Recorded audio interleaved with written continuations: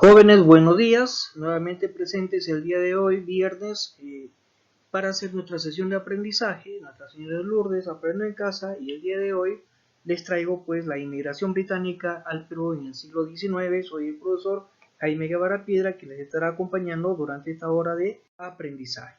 Vamos a hablar un poquito sobre el propósito, la competencia que ustedes están desarrollando, construye interpretaciones históricas, la capacidad elabora explicaciones históricas, y el propósito del día de ahora es lo siguiente: reforzar lo aprendido en la clase del día martes 9 de junio emitido por TV Perú, para lo cual utilizarás este video y tu ficha de aprendizaje, la cual tendrás que leer utilizando la técnica del subrayado y podrás explicar adecuadamente el tema respondiendo a las preguntas. Bueno, empezamos con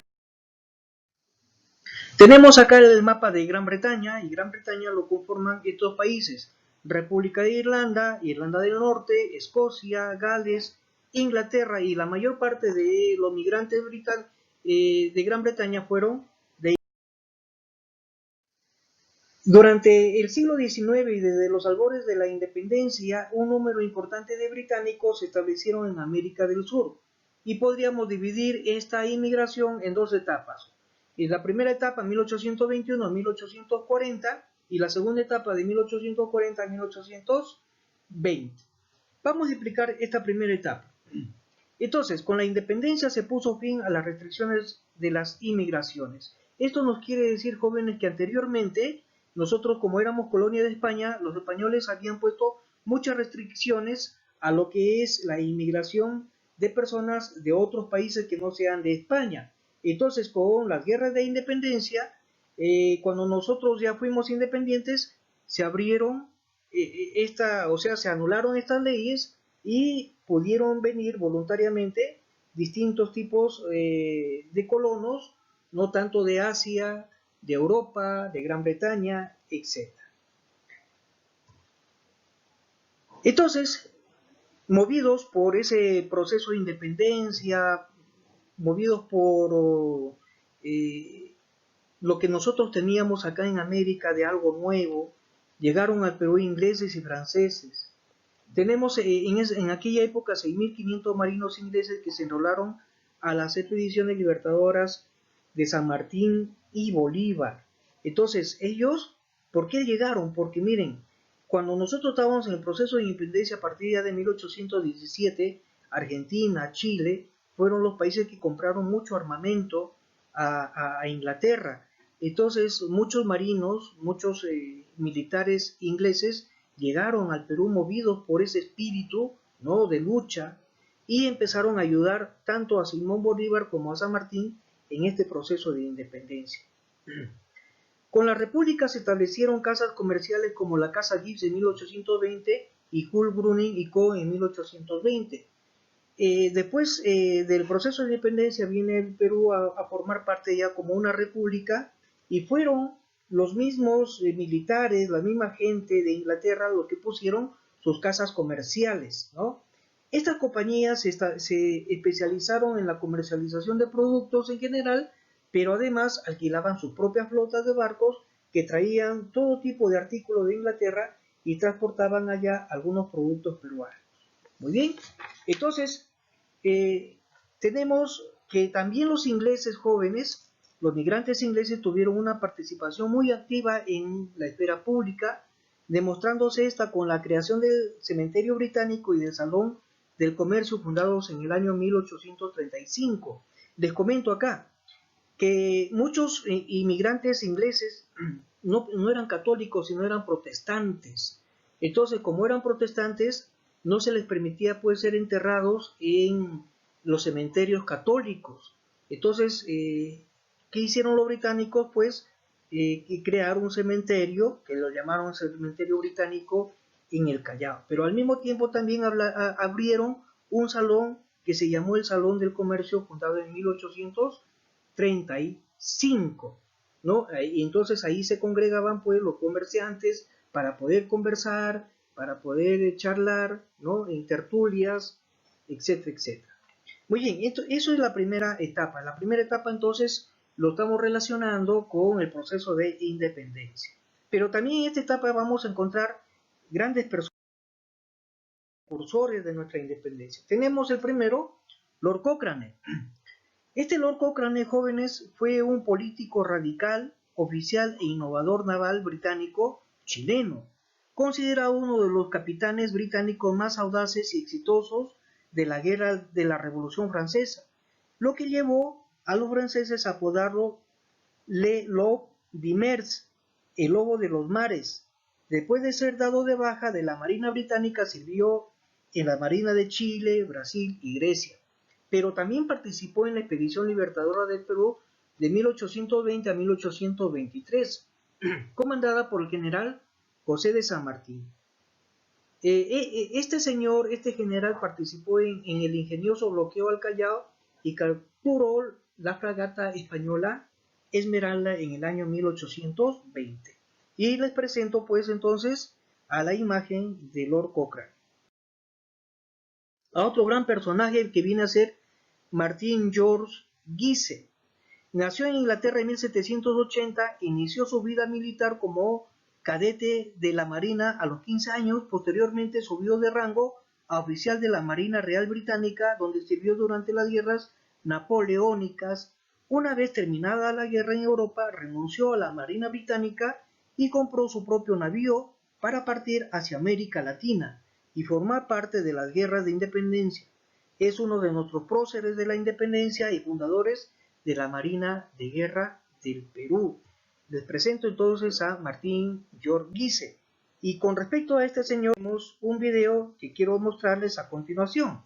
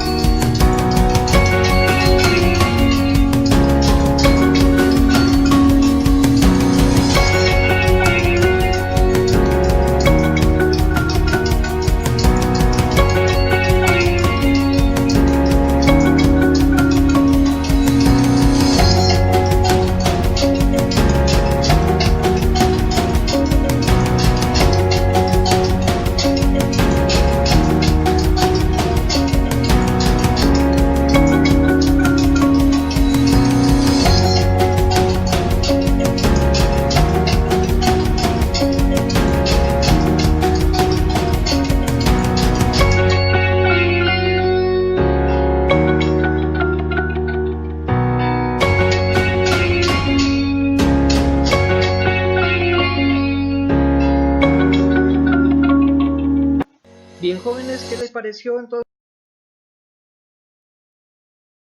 el video? Ahí teníamos a Guise. Otro personaje, John Thomond O'Brien, este militar irlandés que participó en la guerra de independencia de la Argentina y en varios conflictos en distintos países de América del Sur, fue secretario y ayudante de campo del general José de San Martín. Como hemos podido observar, estos tres grandes personajes fueron los que pelearon a favor de la independencia de los pueblos de América. Y ahí tenemos a O'Brien. Luego tenemos la segunda etapa, como ya les dije, 1840 a 1880, que viene a tener distintas características, ¿no?, a la primera etapa. Muy bien, Superado entonces el desorden político de las primeras décadas, el Perú iniciaba un periodo de estabilidad producto de las fuentes más inesperadas, como fue el guano. Entonces, la primera característica, nuestro país adquiere estabilidad económica debido a la comercialización del guano. El guano fue muy requerido, joven, y se vendió mucho a Europa como fertilizante. De ello obtuvimos millones y millones de libras esterlinas y el Perú fue un país muy rico. Este acontecimiento origina el aumento de empresas inglesas dedicadas al comercio del guano, también a la agricultura, a la construcción de ferrocarriles, etc. La gran mayoría de ingleses que llegaron al Perú fueron técnicos, ingenieros reclutados por las empresas inglesas, muy diferente a lo que fue en la primera etapa, que fueron la mayoría militares. En esta época ya fueron ingenieros técnicos que trabajaban para las distintas casas, no que comercializaban el guano. En este periodo los ingleses se asentaron exclusivamente en los puertos, por ejemplo, en el Callao, y se dice que en el Callao, jóvenes, la mayor parte de gente hablaba el inglés. Y además, en época de la guerra con Chile, por la escasez de dinero, ellos crearon su propio dinero en el Callao. Fue un grupo homogéneo que buscó reproducir sus propias costumbres, por ejemplo, el deporte. Entonces, miren, una de las uno de los aspectos culturales que nos trajeron los ingleses fue el deporte, ¿no? El deporte se desarrolló mucho acá en nuestro Perú, que lo fundaron pues los trabajadores de las empresas que existían acá en nuestro Perú.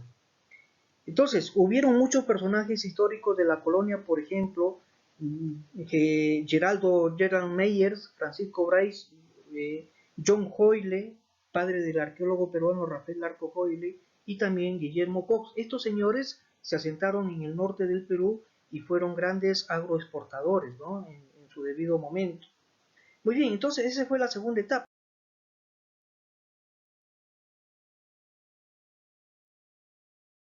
Ya tendrán ustedes su ficha de aprendizaje y tendrán que resolver 4 preguntitas que son fáciles, ¿no? Tómense su tiempo, hagan una lectura silenciosa y comprensiva, utilizando pues la técnica del subrayado. Muchísimas gracias y conmigo pues estaré hasta las 10 de la mañana para resolver algunas interrogantes que ustedes tengan.